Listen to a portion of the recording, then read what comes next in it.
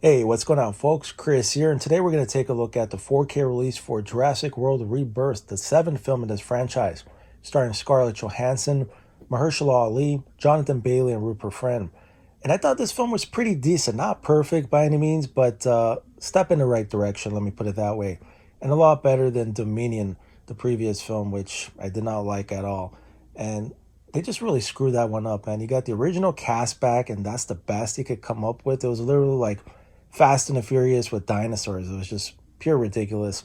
But there were a few things that I did not care for in Rebirth, like the side story with the family. It took the concentration off of Scarlett Johansson's character, also Mahershala Ali. I mean, how can you cast Mahershala Ali and not use him to its full potential and concentrating on that little side story?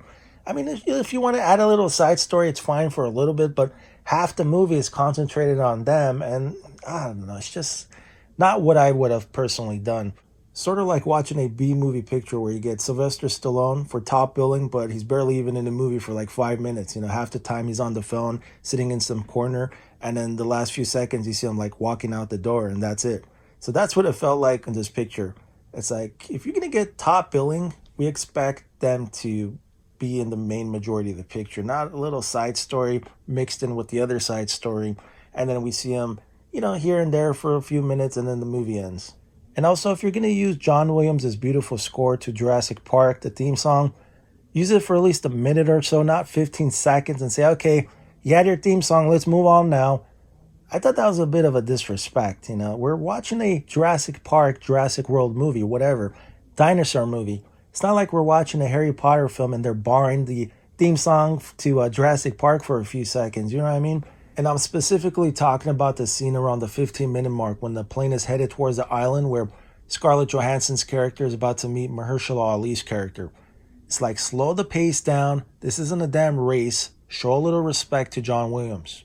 But we'll see what happens with the eighth film, and you know that's going to happen because this film made nearly $1 billion worldwide. But as I said, I enjoyed it for the most part. The island scenes are just absolutely beautiful, It had that dark and gloomy feel to it, surrounded by lush trees, with the rivers going through it and whatnot. I thought that was just absolutely beautiful. And some funny scenes in there mixed in with also the T-Rex. The T-Rex had its nice moment in the film. But as I said, I enjoyed it for the most part. The story could have been better.